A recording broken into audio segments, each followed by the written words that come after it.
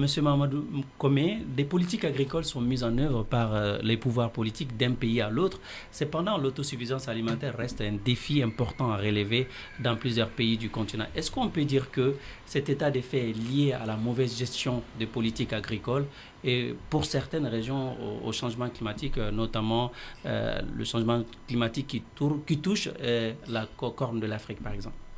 Oui, le changement climatique, les aléas climatiques vraiment freinent la production, c'est un frein donc, à la production agricole, mais avec l'évolution actuelle là, donc, on peut vraiment même produire donc, dans le désert. Donc c'est le cas en Israël. Donc moi je pense que c'est l'Afrique manque surtout de politiques.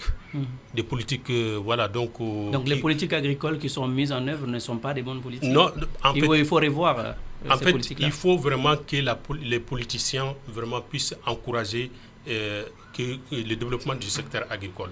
Je prends l'exemple du Mali, il y a vraiment la loi d'orientation agricole, c'est une loi vraiment qui est vraiment très bien. Si on appliquait cette loi d'orientation dans le Mali, n'aurait pas besoin d'importer de produits agricoles. Vous avez parlé tout à l'heure de terres arables, voilà, donc, et d'opportunités agricoles qui sont...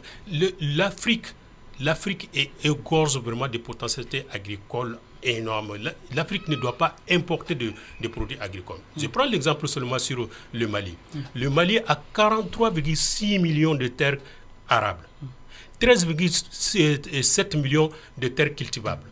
Et rien que ça peut vraiment, même le Mali peut vraiment nourrir la sous-région là. Le Mali a 2,5 millions de terres irrigables, où on peut vraiment pratiquer l'agriculture durant toute l'année. Mais pour cela, il faut qu'on aménage ces terres-là. C'est là où il y a les problèmes. Donc, pourquoi les autorités ne prennent pas à bras le corps cette problématique-là, aménager les terres et les donner aux jeunes, ou bien, comment on appelle, aux populations qui puissent produire là-dedans. Parce que l'aménagement, ça coûte très très cher. Je prends l'exemple du Mali, l'Office du Niger. Sur les 2,5 millions d'hectares irrigables, il y a 1 million de terres qui sont au niveau de l'Office Niger.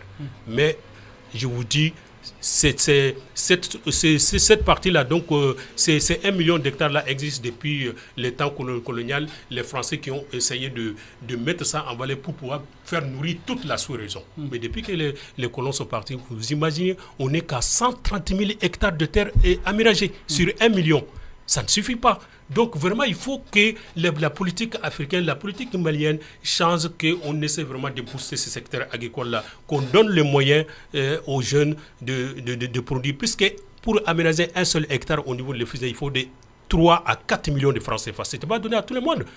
Nous, lors de nos forums-là, c'est l'une des raisons même de nos forums-là. Quand on fait le forum, chaque fois qu'on fait des forums, on fait des recommandations aux autorités maliennes pour favoriser l'investissement de la diaspora dans le secteur agricole. Pas seulement la diaspora, mais aussi tous ceux qui sont au niveau du Mali, puisqu'on sait que le secteur agricole est un secteur porteur. Toutes les grandes puissances là que vous voyez ont commencé d'abord par l'agriculture. Ils sont devenus d'abord des puissances agricoles. Les États-Unis, la Chine, tous ces pays-là sont devenus d'abord des puissances agricoles avant de devenir des puissances qu'on connaît aujourd'hui. Pourquoi l'Afrique n'imite pas pourquoi l'Afrique n'y s'y met pas au secteur agricole pour vraiment développer son secteur? Vous avez parlé de l'Ukraine. L'Ukraine, ça doit être une aubaine pour l'Afrique. On doit prendre conscience qu'on ne doit plus compter sur d'autres pays pour nous faire nourrir.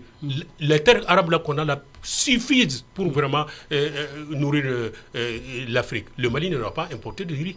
Donc vraiment, il faut changer de paradigme. Il faut aussi que les politiques suivent. Il faut encourager les jeunes. Il faut les aider, les accompagner. C'est là donc nous notre comme on appelle combat de l'INAGRIM, puisque on sait que la diaspora a une potentialité, mais si on l'accompagne pas, c'est pas du tout évident donc pour que s'oriente vers ce secteur.